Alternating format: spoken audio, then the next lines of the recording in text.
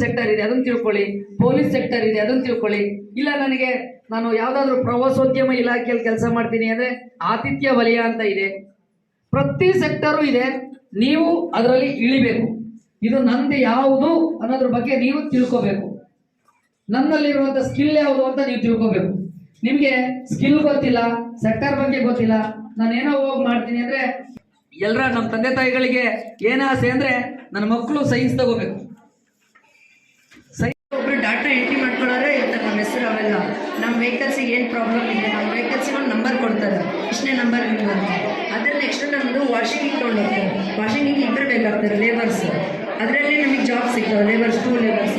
Next mechanical engineering ಮಾಡಿದ್ರೆ bikes details ಎಲ್ಲ ಗೊತ್ತಿರುತ್ತೆ. ಅವರೆಲ್ಲ ಓಪನ್ ಮಾಡಿ ಒಂದು ರಿಪೇರಿ ಮಾಡಿ ವಾಪಸ್ ಕೊಡ್ಬೋದು. ನೆಕ್ಸ್ಟ್ ಇದು ರಿಪೇರಿ ಆಗಿ ಕಾಸ್ಟ್ ಎಷ್ಟಿರುತ್ತೆ, ಬಿಲ್ ಎಂಟ್ರಿ ಮಾಡಿದ್ರೆ ಇನ್ನೊಬ್ರು ಇರ್ತಾರೆ.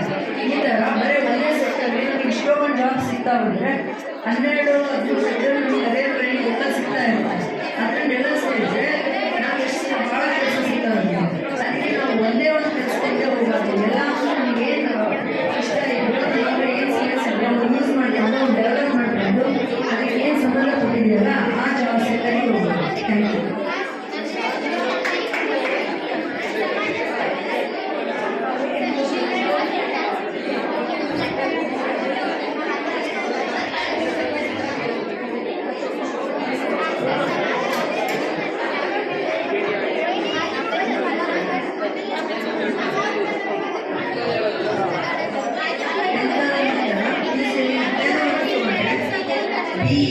B.Tech in ಮೆಕ್ಯಾನಿಕಲ್ ಇಂಜಿನಿಯರಿಂಗ್ ಮಾಡಿದರೆ ನನಗೆ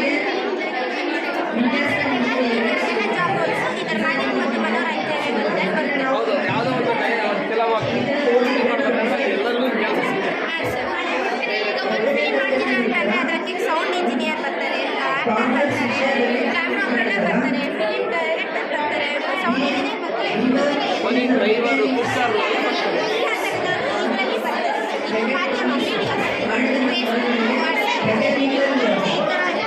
ಮ್ಯಾನುಫ್ಯಾಕ್ಚರಿಂಗ್ ಆಟೋಮೊಬೈಲ್ ಸರ್ವಿಸ್ ಮ್ಯಾನುಫ್ಯಾಕ್ಚರ್ ಮಾಡೋದು. 10ನೇ ತರಗತಿ ನಂತರ ಯಾವುದೇ PUC ಮಾಡಿದರೆ ಸೇಲ್ಸ್ ಮತ್ತು ಮಾರ್ಕೆಟಿಂಗ್ನಲ್ಲಿ ಡಿಪ್ಲೊಮಾ ಮಾಡಿದಾಗ ನಾವು ಮಾರಾಟಗಾರನಾಗಬಹುದು.